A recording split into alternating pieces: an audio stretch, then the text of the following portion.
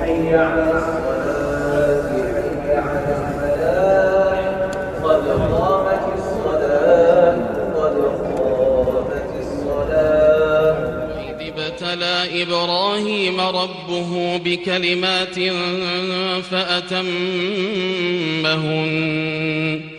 قال إني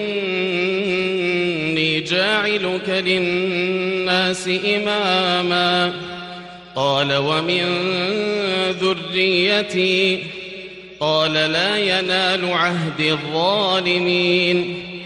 وإذ جعلنا البيت مثابة للناس وأمنا واتخذوا من مقام إبراهيم مصلى وعهدنا إلى إبراهيم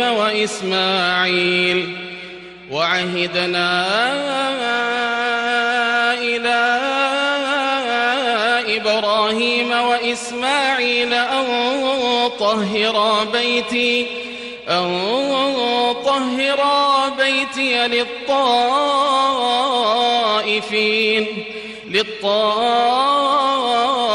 للطائفين والعاكفين والركع السجود. Menginfokan dari Masjidil Haram saat ini setelah bubar sholat isya, dan ini ada di pinggir Hammam nomor 3 ya. Yang bisa keluar itu dari Masjidil Haram, dan yang mau ke Masjidil Haram tidak bisa masuk ke atau melewati batas keramik putih. Jangankan mau ke dalam masjid, mau ke pelataran pun tidak bisa ya di malam ini. Kayaknya mau disepikan lagi atau mau dikosongkan lagi Masjidil Haram. Jadi ini sehabis sholat isya. Sekian menginfokan.